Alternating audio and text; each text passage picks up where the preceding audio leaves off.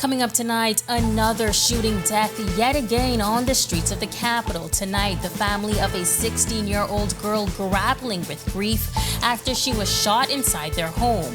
Plus, grateful to be alive. A routine flight from the capital to the second city, leaving passengers praying for survival. Our Talia Hall has a first-hand account. And later, setting goals and keeping them. Our Marlena Leonard talks fitness myths and best practices to help you stay on track with those New Year's fitness resolutions. These stories and so much more as Our News Weekend starts now.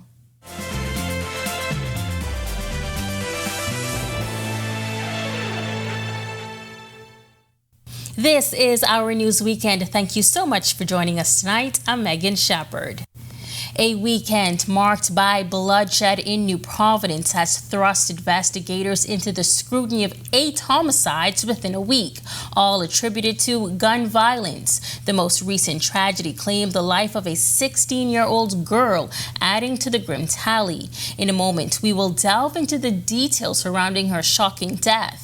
This surge in murders has heightened concerns, prompting calls for government intervention to curb the escalating violence. Today, Prime Minister Philip Davis addressed officers of the Royal Bahamas Police Force during their annual church service, expressing deep sorrow and shock. Davis conveyed his distress over the recent wave of murders just 7 days into the new year.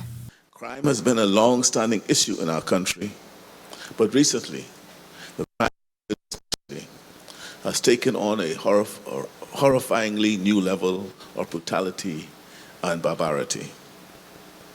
Something has indeed gone wrong, very wrong, in our society. And it's you, ladies and gentlemen of the Royal Bahamas Police Force, who we turn to most in these trying times. We ask you to attend the scenes of the crimes, to witness the physical horrors inflicted on human beings. Do so amidst the shock and grief of families and communities.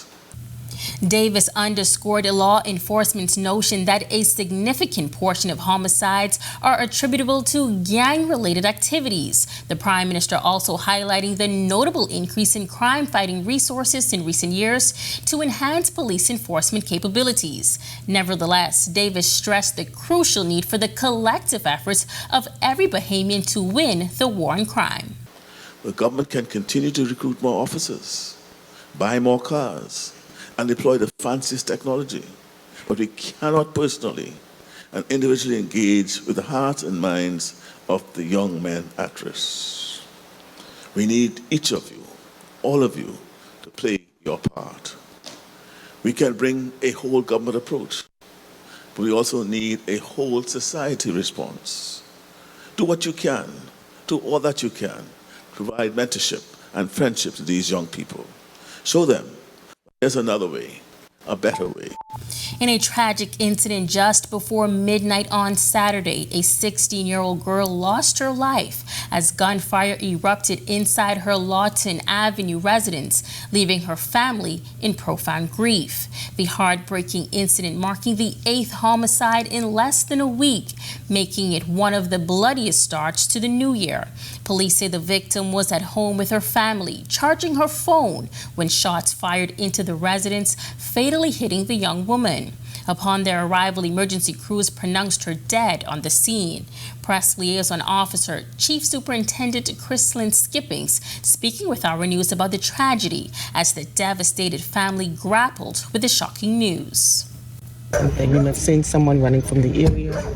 You may have heard some talking. We're asking you to kindly reach out to the officers of the Criminal Investigations Department and provide that information so we can seek out those persons who's responsible for tonight's incident.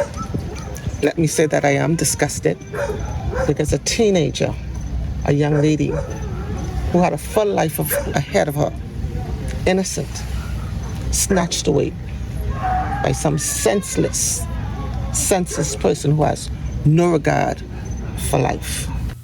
Now, less than 12 hours before her demise, a man fell victim to a fatal shooting at a residence just north of Lewis and East Streets when police say a man walked up and shot him. On Friday morning, police reported another tragic incident as a man, following an altercation in Millers Heights, was discovered clinging to life in a park. Unfortunately, he was pronounced dead on the scene. These 3 recent murders, coupled with a double homicide and 3 additional killings, culminate in a week marred by a surge in gun violence. Although police could not confirm any direct connections between the crimes, Chief Superintendent Skippings emphasizing their commitment to maintaining a visible presence in response to the escalating violence. We will continue to remain visible in all of the communities.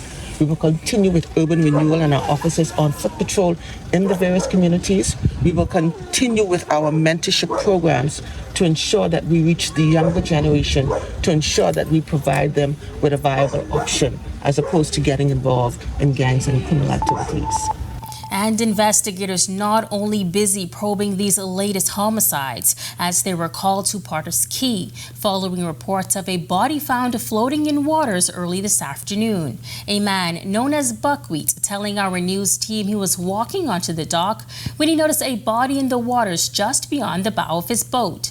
That's when he says he alerted authorities. So I ran quickly to the police station and told them I saw a body. And when I came back, I've recognized the body because I know Patrick by his locks and by the tennis. So it's a kind of shock to know that was him because the last time I saw him was around about maybe Friday. And he was by the stall, sitting down, and I was having a crack conch and fries. And I gave him half of it, buy him a beer, and he passed here the same night when I was outside sitting down. And we tell each other good night, but I haven't seen him from then because I was so busy, focusing on trying to get back out to sea. The witness described the victim as a cool person that often traveled from Andros to sell conch. He recalls the somber moment he found the man's body. He was always willing to help people. He was always a guy who goes out to sea for conch. And when he comes in, people want him to dive conch up for him. He gives him a couple $. He was never fighting person or rowing person or, he's always quiet and still. While a 30-minute flight turned into a distressing ordeal for passengers on board a Western Air flight Saturday. Our news spoke with 2 passengers who recounted their experience. Italia Hall has been following this and spoke with the CEO of the airlines who shed more light on what happened.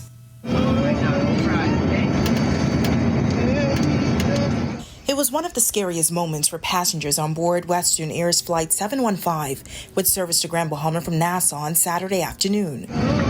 Brace.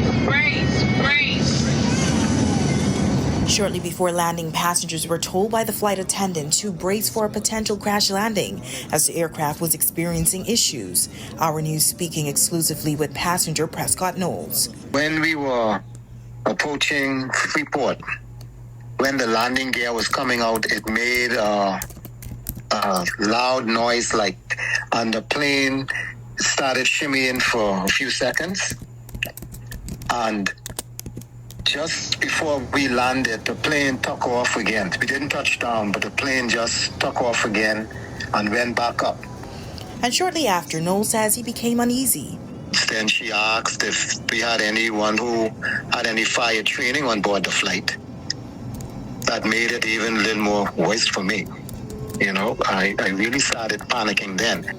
And while passengers braced themselves for the emergency landing, Knowles says that's when he told everyone to pray. So you had some passengers praying out loud, and some probably were just silently praying. It was a very frightening experience for me.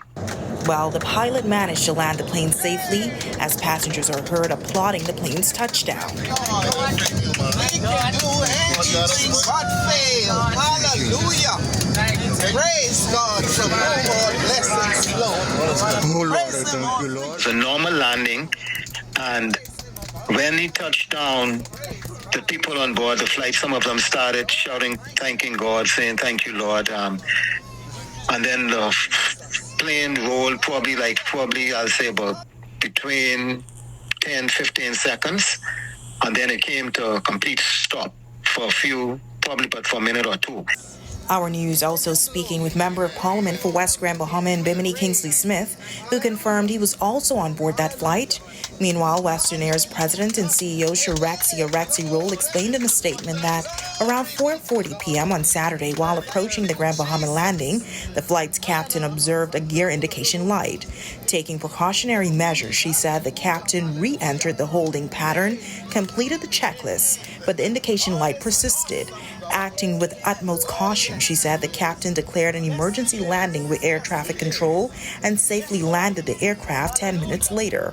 Roll emphasized that despite no known danger, adherence to standard operating procedures required the crew to prepare passengers for potential emergencies. The CEO assuring the airline's maintenance team is currently scrutinizing the aircraft to identify the cause of the issue. As for the father of 5 who reunited with his wife at Western Air's terminal in Grand Bahama, he says he's grateful to be alive, calling it one of the most frightening moments of his life. One gentleman asked me, say what happened? And when I said to him that I saw my life flash before my eyes, that's when I broke down again in the airport, and I had to try to contain myself because it was a hard thing for me to deal with, because to be honest with you, I started praying on board the flight. I started asking God to forgive me for my sins and to have mercy with all souls on board the flight. Reporting for Our News, I'm Italia Hall. Great outcome. Thanks so much for that update, Italia. Well, we've got lots more news to get to this evening, but first, meteorologist Ian McKenzie has your first check on temperatures for this first weekend of the new year. Ian? Thanks, Megan. Good evening, Bahamas. Welcome to your Sunday evening forecast. Currently outside our studios, we're under cloudy skies with a temperature of 74. Our winds are out of the north at 13 miles per hour, with a comfortable feels-like temperature of 71. Taking a look now at our current temperatures across the country at this time. In Freeport, our nation's second city, we have 68, 72 in Marsh Harbor, Great Harbor Key, and in Nicholstown, Andros, 71 in Allenstown, Bimini, 74 in the capital, and 75 in Governor's Harbor, Eleuthero. For the Central Bahamas, we have 76 in Camps Bay, 77 in Georgetown, Exuma, Arthurstown, 75 in Coburn Town, and 78 in Deadman's Key, Long Island. For the Southeast Bahamas, we have 78 in Duncantown, Delectable Bay, Colonel Hill, Crooked Island, and Providenciales, Turks and Caicos, 79 in Abrahams Bay, and Matthewtown in Agua.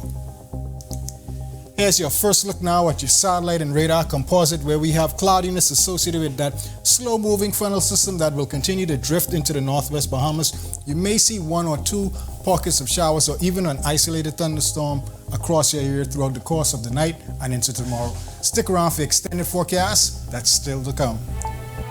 Still to come on Our News Weekend, good news for travelers in the second city. We'll tell you about the leading airline about to launch a new, highly sought-after international route.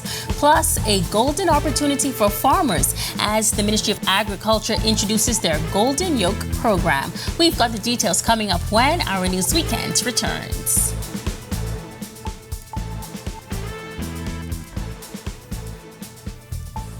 Doctors Hospital is reimagined primary care. We have invested to improve our health system, ensuring that accessible, affordable, world-class clinical care is closer to you.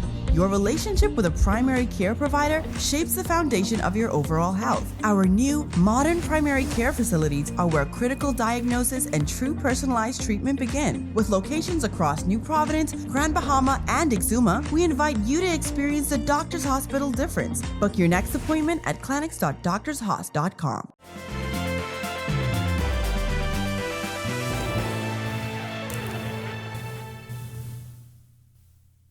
Western Air announcing a new route for Grand Bahama. Soon, residents will be able to travel directly to Fort Lauderdale, Florida.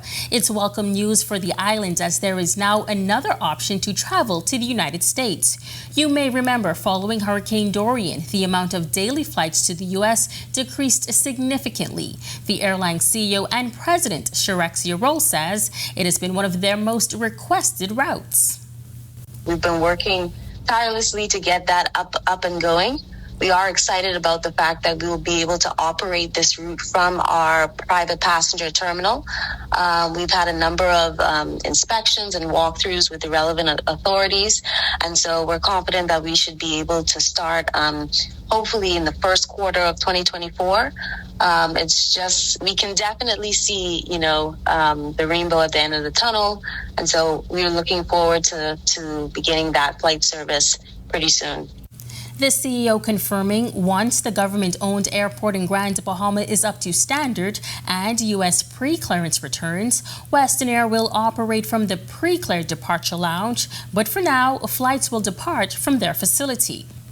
It was a matter of getting back into our facility, getting the proper clearance and audits completed. And so now that is done and we're just finalizing a few last minute things, we feel comfortable in starting the route. The Ministry of Agriculture recently announced a new feed mill for farmers, and it will go a long way in assisting in the ministry's Golden Yoke program, according to BAIC Chairman Leroy Major. This is the first time the country has had a new feed mill in over 40 years, with the previous mill only being used to feed the animals at the ministry's Gladstone Road Agricultural Center. In order for the Golden Yoke, we need thousands of chickens, right? The feed mill that we have now cannot meet that demand. And so in order for us to go forward with the Golden Yoke, we need to ensure that the feed mill is in place to feed the chickens, you see? Because if we don't have the mill in place to feed the chickens, it's a waste of time. He spoke to the overall importance of the feed mill to the country. Now that money could stay right here, because this feed mill could do crumble, it could pelletize. This feed mill could do fish food. It could do for pigs, for small ruminants. This could do everything. All right. Not only the crumble, it could also pelletize. So pelletized feed, where we will save on feed production. But this, like I said earlier, this is a state-of-the-art feed mill. All right. And this is one of the best all around the world. They use it in India and in Europe. They use this feed mill from care. When our news comes back from the break, push for the best pet practices. We'll tell you what the Humane Society says you should be doing if you were recently gifted a new furry friend over the holidays. Plus, honoring a Junkanoo legend. The reigning Grand Bahama Junkanoo champions pay tribute to the legacy of the late Huck Williams when Our News Weekend returns. Doctors Hospital is reimagined primary care. We have invested to improve our health system, ensuring that accessible, affordable, world-class clinical care is closer to you. Your relationship with a primary care provider shapes the foundation of your overall health. Our new, modern primary care facilities are where critical diagnosis and true personalized treatment begin. With locations across New Providence, Grand Bahama, and Exuma, we invite you to experience the Doctors Hospital difference. Book your next appointment at clinics.doctorshos.com.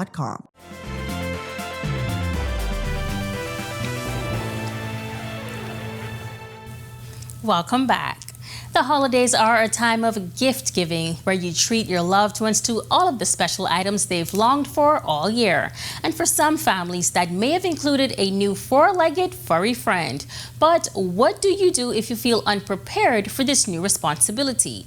Bahamas Humane Society Inspector Valentino Armley has this bit of helpful information if you've been thrown into pet ownership.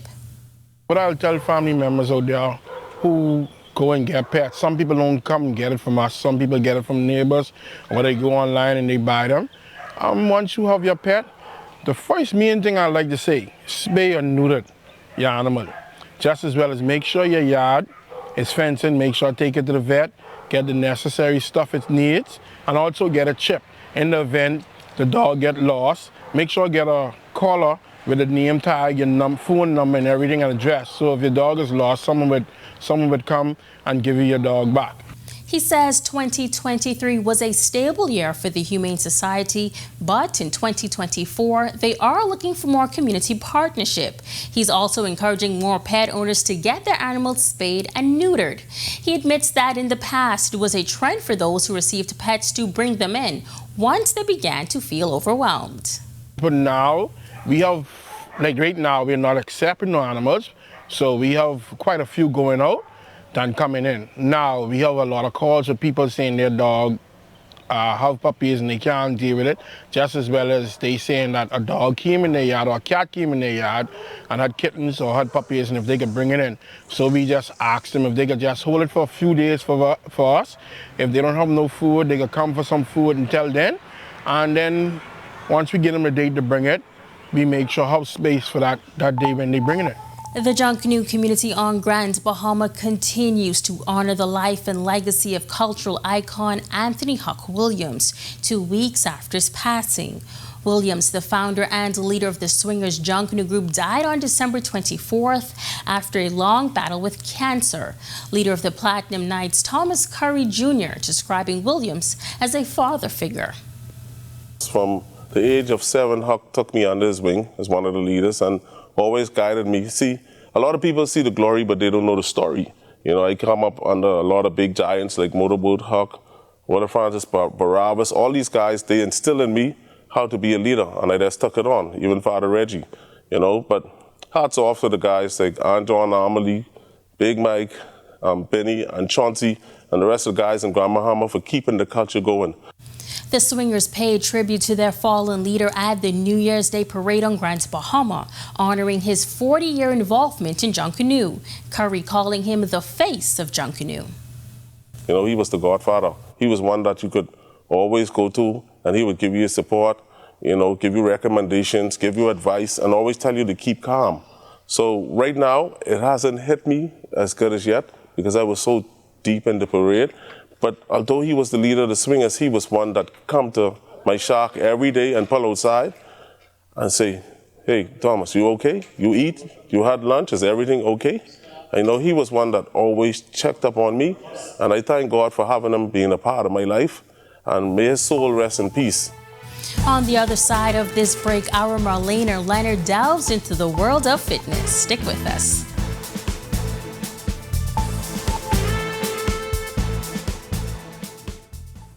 Doctors Hospital is reimagined primary care. We have invested to improve our health system, ensuring that accessible, affordable, world-class clinical care is closer to you.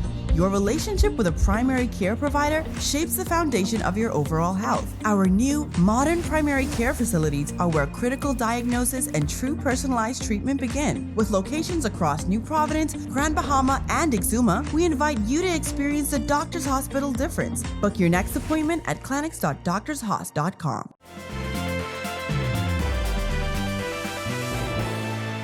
Welcome back. Well, the weekend is officially winding down. As to what you can expect weather-wise for the week ahead, well, meteorologist Ian McKenzie is back with your extended weather forecast. Welcome back, everyone. Here's a look now at your extended forecast, where we continue to see the slow-moving cold front just drifting slowly southeastward through the northwest Bahamas. You may see 1 or 2 pockets of showers or an isolated thunderstorm throughout the course of the night through tomorrow. Elsewhere across the central and southeast Bahamas, high pressure remains in firm control, but this should begin to slide eastwards in response to the arrival of that cold front. Taking a look now at our boating forecast across all areas, we expect winds to increase tonight through tomorrow. Winds will be northeast-east at 10 to 15 knots with an advisory coming into effect on Monday. Seas 2 to 4, but up to 5 to 8 feet tomorrow. Low tide at 10:17 p.m. tonight. High tide at 4:53 a.m. tomorrow morning. Here's a look now at your national forecast. And in your extended forecast, we can anticipate a pretty warm week. We have that cold front coming through our area, so some showers expected tomorrow, gradually clearing Tuesday, Wednesday, another cold front expected in the area with some more showers Wednesday, Thursday, Friday, gradual clearing. We do, however, expect a nice cool down by the weekend with a strong, potent cold front that is expected into the area. But for the week, we can expect those highs to get as high as mid-80s, with our lows dipping down into the low 70s and even the upper 60s. That's a wrap on your evening forecast. Make it a great, safe, fun night, everyone. Thanks, Ian. Well, 6 days into the new year and resolutions are in full swing. For many women, hitting the gym ranks among the top 5 goals. Tonight, our Marlena Leonard delves into the world of fitness, aiming to debunk common myths that may be hindering women. Weightlifting. It's often misunderstood. While it comes with numerous health benefits, there are some myths that deter many women from hitting the gym. I spoke to Antonique Butler, a personal trainer at MacFit 360, who sheds light on the truth behind these misconceptions. Her biggest hurdle with some female clients? The idea that weightlifting will leave them with a bulky or manly appearance. That's like one of the biggest myths. In order for you to get that bulky, you literally have to pump a whole lot of protein, a whole lot of creatine.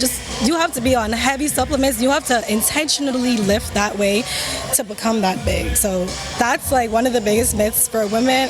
Hopefully it could just retire itself. And if you've been in the gym struggling to see better results, she suggests weightlifting could be the missing key to achieving your body goals. Look at me, I lift. I'm not bulky at all. So like, if you have to lift extremely heavy on a consistent basis, that's one thing. You have to be consistent in the gym to see those type of results. So you won't get bulky, ladies. Just come on in the gym and lift. Trust me, you thank me for it. If you want to be pound cake and birthday cake, lift some weights, okay? Beyond dispelling myths, Butler isn't just encouraging women to leave those misconceptions behind. She hopes to ignite a passion for fitness, a journey she says has defined her life and one she hopes you'll join too. I was always into fitness. I was a national track athlete. I also went to track in college. But I've always been into health and wellness, and that's pretty much why I got into it. It's something that I really love to do, and I like the feeling of helping someone achieve those health fitness goals, whether it just be physique or you just wanted to feel healthier and work on your heart health and just any type of health aspect. Just being in the gym helps those things. So that's pretty much why I got into it, to help other persons accomplish their health fitness goals and feel good about themselves. If you look good, you feel good. Reporting for Our News, I'm Marlena Leonard. Thanks so much, Marlena. I think I feel a bit more motivated to stick to my New Year's resolutions. But for now, thank you for joining us for Our News Weekend. On behalf of the entire team, I'm Megan Shepherd. Enjoy the rest of your weekend.